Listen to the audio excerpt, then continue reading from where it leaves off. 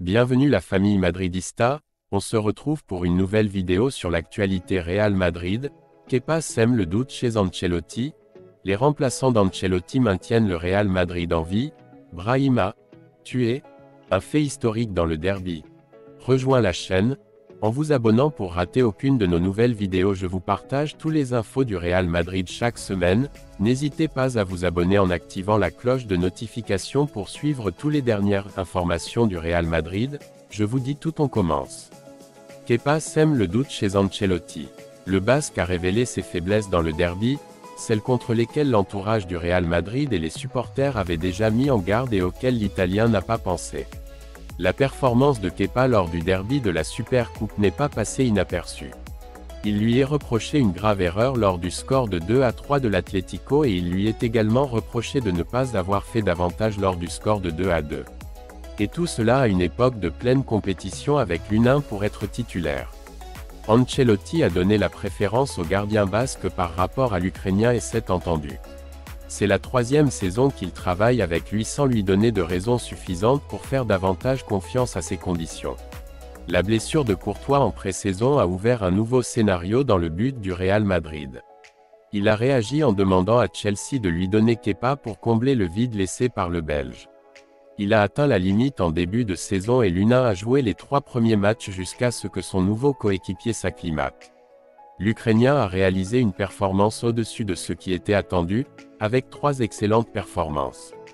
Kepa, le préféré de Llopis. Cela ne l'a pas aidé du tout, car Ancelotti l'a retiré et a mis Kepa, qui avait été recommandé par Luis Llopis, l'entraîneur des gardiens de l'équipe blanche, qui l'a modelé sur l'équipe de jeunes de l'Athletic.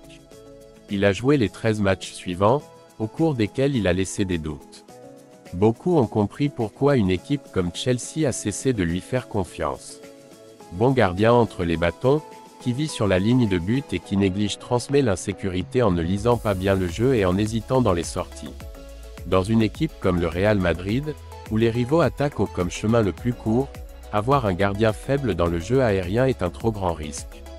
C'est précisément là qu'il doit devenir fort, car entre les bâtons, tous les gardiens des grandes équipes se voient attribuer une catégorie supplémentaire.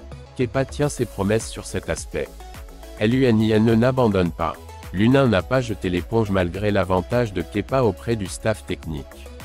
Il a eu un autre test lorsque son coéquipier s'est blessé pour jouer encore 4 matchs consécutifs, la première fois qu'il a eu cette opportunité depuis sa signature au Real Madrid en 2018. Mais Ancelotti a commis une erreur répréhensible lorsqu'il a déclaré que Kepa recommencera quand il sera rétabli, une claire expiation pour l'Ukrainien. Les critiques pleuvent sur lui, car l'U1 était l'un des meilleures équipes. J'avais réussi le test avec des notables et, qui plus et surtout, il avait mérité le confiance en leur défense, quelque chose d'essentiel pour l'équipe. Ancelotti il l'a corrigé et l'a gardé pendant 2 matchs plus pour commencer à les alterner sauf lors des 2 derniers matchs que Kepa les a joués, à Arandina et à Madrid. L'Italien se pose désormais la question de savoir quel gardien mettre en finale de la Super Coupe. S'il ne tenait qu'à l'opinion publique madrilène de décider, c'est l'U1 qui serait choisi. La grave erreur de négliger le score de 2-3 confirme le manque de confiance des supporters madrilènes envers Kepa, qu'il souligne également pour ne pas avoir bougé avec plus d'intuition et de savoir-faire lors du score de 2-2 de Griezmann.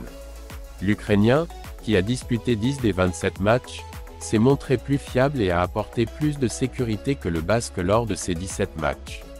Les remplaçants d'Ancelotti maintiennent le Real Madrid en vie.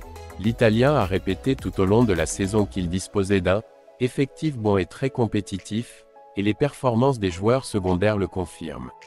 Le banc blanc s'est avéré une nouvelle fois indispensable, comme il l'a été tout au long de la saison, pour éliminer l'Atlético en Supercoupe. Carlo Ancelotti a défendu à plusieurs reprises qu'il disposait d'un effectif bon et très compétitif, malgré la perte de joueurs importants l'été dernier comme Benzema et Asensio, qui ont affaibli l'équipe offensivement. Cependant, l'Italien tire le meilleur parti des 23 joueurs dont il dispose, même s'il en reste 21 dès le départ en raison des blessures de Courtois et Militao et des revers constants subis par ses titulaires. Il a été contraint de recourir à des remplaçants, qui sont les véritables protagonistes de la bonne performance de l'équipe.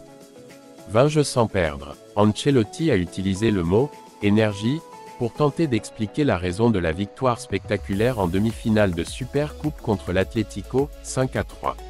Cependant, l'énergie est inutile sans vertu et lorsque les Italiens se sont tournés vers des remplaçants, ils ont fait la différence pour maintenir le Real Madrid en vie. La victoire à Riyad prolonge la séquence à 20 matchs sans défaite, 3 nuls, en surmontant des situations compliquées dues aux blessures. Le meilleur exemple est la victoire remportée contre l'équipe de Simeone. Ancelotti n'avait que 3 joueurs absents, Courtois, Kepa, Militao, Rudiger, et Alaba, Nacho, et il a intégré les titulaires à l'exception de Kroos, blessé, qui a été remplacé par Modric, un autre titulaire dans son 11, mais avec un rôle moindre que lors des saisons précédentes. Avec les titulaires, ils ont atteint la 84e minute avec une égalité à 3. Il avait procédé à 3 changements 2 minutes plus tôt, Kroos pour Modric et Camavinga pour Mendy, titulaire pour titulaire et remplaçant, Brahim pour un titulaire, Tchouaméni, et cela a poussé à égaliser. Les changements condamnaient le jeu. La prolongation est arrivée et à partir de là, Ancelotti a commencé à secouer l'arbre à la recherche de nouvelles sensations. Il a fait appel à d'autres remplaçants Joselu et Ceballos, pour Vinicius et Rodrigo, et Güler, Valverde, et avec les changements précédents, il a complété une équipe qui a coincé l'adversaire pour l'écraser dans la prolongation et remporter le match.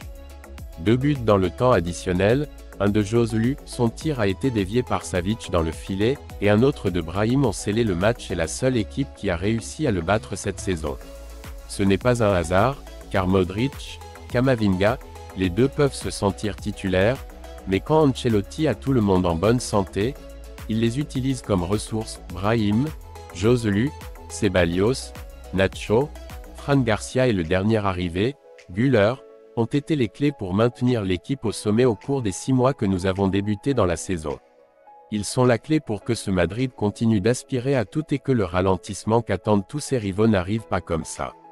Brahim a tué, un fait historique dans le derby. L'attaquant madrilène, qui a créé la surprise après son entrée à la 81e minute, a vu jaune pour avoir enlevé son maillot pour célébrer le score de 5-3. L'insouciance impardonnable de l'Atlético qui a donné des ailes à Madrid. Sprint en souvenir de Brahim Diaz, qui a battu Jean Oblak de 5 mètres en 25 mètres de course pour remporter le match et terminer 5-3 en demi-finale de la Supercoupe d'Arabie. Le footballeur hispano-marocain a été l'une des grandes inspirations de Carlo Ancelotti. Alors que le match était joué pour les Madridistas, à 2-3 à un peu plus de 5 minutes de la fin, l'entraîneur italien a fait appel à l'ancien Milanais et à Eduardo Camavinga. Révulsifs. Tous deux ont été décisifs en forçant la prolongation et ont ensuite apporté leurs jambes et leur déséquilibre pour punir un Atlético qui a failli atteindre la finale. Mais il resta de nouveau sur le rivage. Le fait est qu'au-delà de ce rôle important dans l'avenir du jeu, un acte de Brahim a brisé, déjà au clair, un fait qui aurait été historique. Et les débris étaient sur le point de se terminer sans un seul morceau de carton jaune. 50 ans, chose impensable il y a quelques années. Entre le fait que c'était un match noble, que cet Atlético ne joue plus aussi fort ou ne frappe plus aussi fort qu'avant et que l'arbitre Alberola Rojas a laissé l'arbitre jouer un peu, cette circonstance s'est produite. Mais à la 122e minute, après un 5-3 qui a tout réglé, Brahim, dans cette extase, a ôté son maillot et, règlement en main, a vu le carton sur le côté de la tresse. Cela aurait été le premier derby sans carton depuis 1974. 50 ans.